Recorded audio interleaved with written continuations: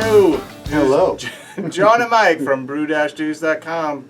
Tonight, we are drinking yet again another swapped beer, and there are applauds coming from the production crew already. The guy behind the camera, he likes it. So this one is from our new friend Harold, also known on YouTube as Frodo47. Yes. This beer, he says, is called Dropkick Nate. Yep. And it's a legendary recipe, apparently, out of the HomeBrew Wednesday crowd on YouTube. Yep.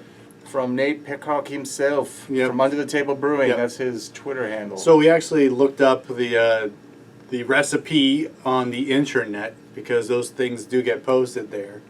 And this looks like it's it's an IPA of some sort. It doesn't actually say on this recipe site what type of beer it is, what style.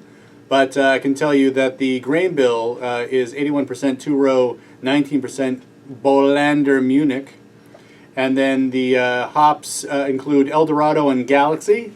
Eldorado, a half ounce, is boiled at 60 minutes. Galaxy, 1 ounce, boiled at 5 minutes.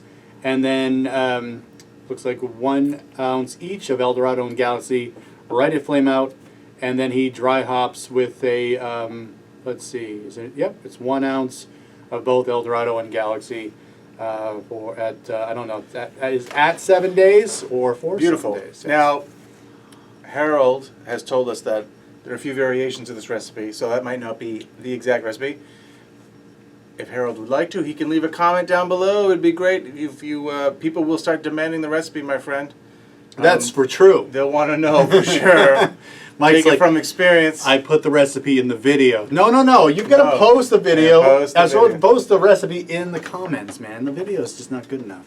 It's not good enough. Anyway, this is fantastic. I love the color. It's actually dark. It's the Munich color is really coming through. It's a shade and a half darker than copper, which it's pretty sexy color. Super crystal clear. I didn't see any sediment in the bottle, so this must be maybe a keg fill. Man, it's super clear. It's super dry. According to that recipe, what's the rough starting gravity? You have that there? 1060. 1060. All right. So it's in that territory of like final gravity is 1009. Big pale ale, or according to the recipe. In a IPA type of thing. The yeast strain is California Ale WLP001. Of course. So standard. I like this. I mean, the aroma, I know that we started and we were kind of fooling around, but you know, the whiff was great. And going back again, you know, we did a smash beer on Eldorado, and that was the most refined of all the different hops that we did in that wave of smash beers. I really liked it, and it's coming through here. There's definitely some resiny quality to this. There's a little bit of a diesel quality to it, which I think is from that Eldorado. I think I've read or heard other people say that, depending on the quality of Eldorado that you get when you have it. Now, granted, I don't know if there's Eldorado in here, but that's based on. It's still great. I mean, it's really got that hop. You know, it's got a that resin IPA hop driven presence to it. Yeah, but it's got a nice. Really well balanced. All that Munich has really helped holding it up. I think that's the thing. Otherwise, this would be like probably too bitter. Yeah. Too green oniony, too garlicky, but with that malt backbone, it works really nice, and it's really well brewed. I mean, super clean, cleanly brewed. I mean, that's fantastic. Yeah. This is good. This is nice. Another great swap. Absolutely, and the carbonation level was good. This is I got this maybe 3 or 4 days ago, and it's been in my fridge. It was in perfect shape when I got here. So. Yeah, I know people are always afraid that they're going to send us beers and the bottle's going to break, but that hasn't happened yet, so don't worry about it. I think that your shipping company of choice should get it here in in good shape. But I think it's also due to good packaging as well. I mean, you got to make sure that that box is packed with either some kind of bubble wrap or paper. Works really well too. Yeah. Yeah, so I don't really have anything. I was looking up to see if I could find any more information about the recipe.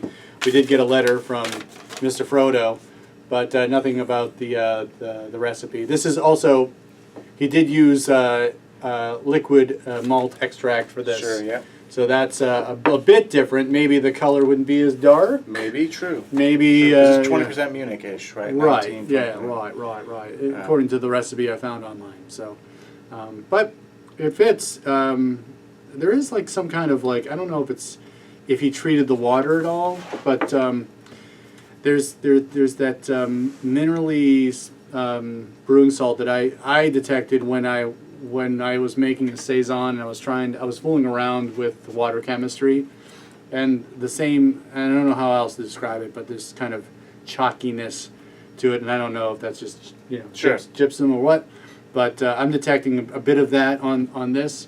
But otherwise, I think the hop profile is spot on, and I do like the malt background, especially in that aftertaste as it warms up. Yep. It's definitely there, and it helps kind of balance everything out. So kudos, good. Great beer. Thanks for sharing. Tremendous. For John and Mike, brew-dudes.com, brew on. Cheers.